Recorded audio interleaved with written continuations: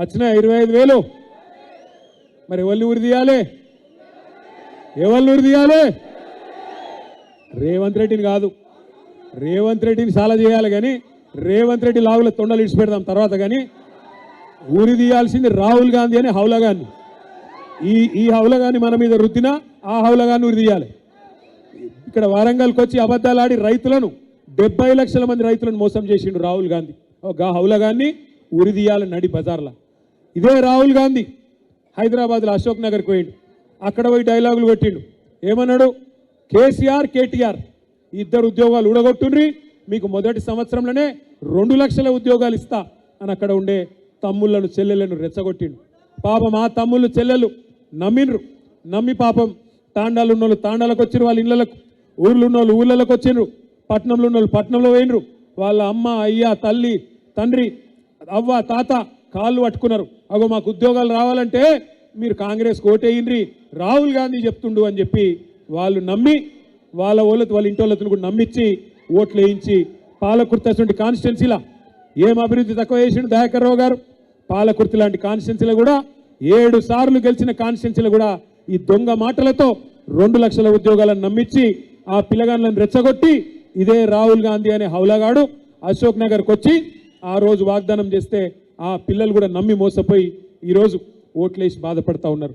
ఎవరిని తీయాలి ఉరి? మరి 2 లక్షల ఉద్యోగాలని చెప్పి మోసం చేసిన రాహుల్ గాంధీని ఉరి తీయద్దా? 420 హామీలు ఇచ్చారు. మా ఆడబిడ్డలకు చెప్పిండ్రు అత్తలకు 4,000 ఇస్తాం, అత్తలకు 4,000, కోడళ్ళకి ఎంత ఇస్తామన్నారు? 2,500. మరి సిగ్గున్నదా వీళ్ళకు? ఇవ్వాలన్నట్టు 2,500 ఎక్కడో వీక్నాయి. ఇప్పుడు ఏమంటుండే తెలుసా రేవంత్ రెడ్డి కొత్తగా? 1 కోటి మంది ఆడోళ్ళని కోటీశ్వర్లు ఎత్తారట. 2,500 ఏ శాతం అయితే లేదు కానీ 1 కోటి మంది మహిళలను కోటీశ్వర్లు ఎత్తారట. చెప్పిండ్రు, ఎన్ని అబద్ధాలు చెప్పిండ్రు, చెప్పి ఏ రకంగా ప్రజలను మోసం చేసిండ్రు ఒక్కసారి యాద్ చేసుకోండి.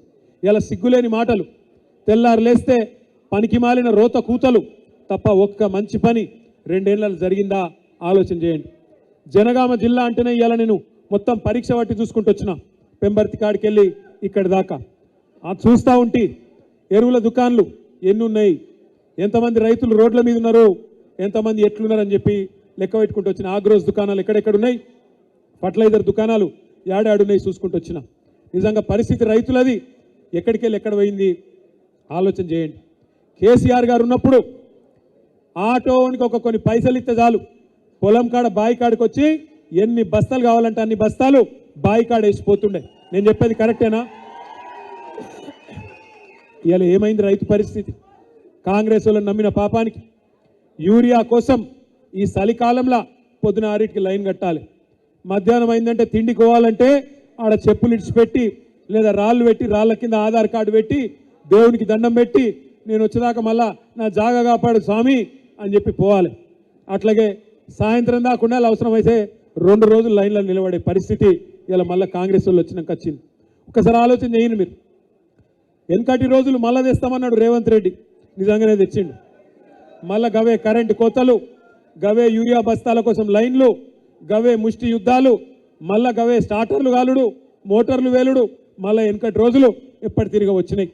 వెనకటి రోజులలో కాంగ్రెస్ ఉన్నప్పుడు రైతు బంధు లేదు, రాబంధు కాలం ఉండే. మళ్ళా గదే రాబంధు కాలం మళ్ళా తీసుకొచ్చిండు.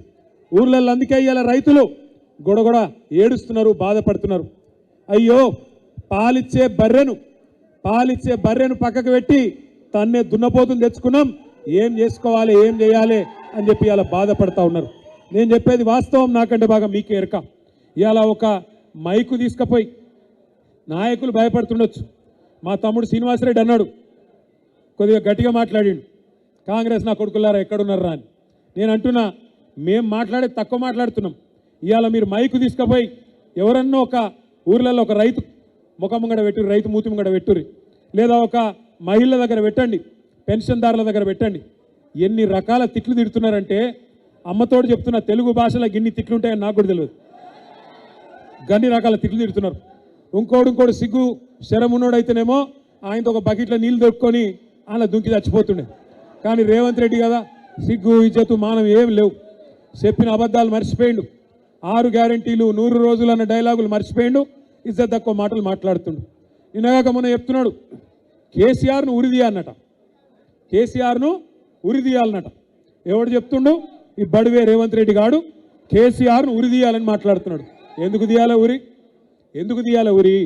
దశాబ్దాల కళ నీ కాంగ్రెస్ పార్టీ 1952 నుంచి తెలంగాణను పీడించి 56లో బలవంత పెళ్లి చేస్తే, ఇష్టం లేని ఆంధ్రకు తెలంగాణకు ఇష్టం లేని పెళ్లి చేస్తే, 68లో 370 మందిని చంపితే, 71వ సంవత్సరంలో 11 మంది పార్లమెంట్ సభ్యులను తెలంగాణ ప్రజలు గెలిపిస్తే కూడా వాళ్ళను ఆనాడు కూడా కొనుక్కుంటే, మళ్ళా 2004లో మాటిచ్చి 14 దాకా సావగొట్టి 1000 మంది ప్రాణాలు తీస్తే, వాటన్నిటికీ వ్యతిరేకంగా కొట్లాడి ఆఖరికి సావు నోట్లో తలబెట్టి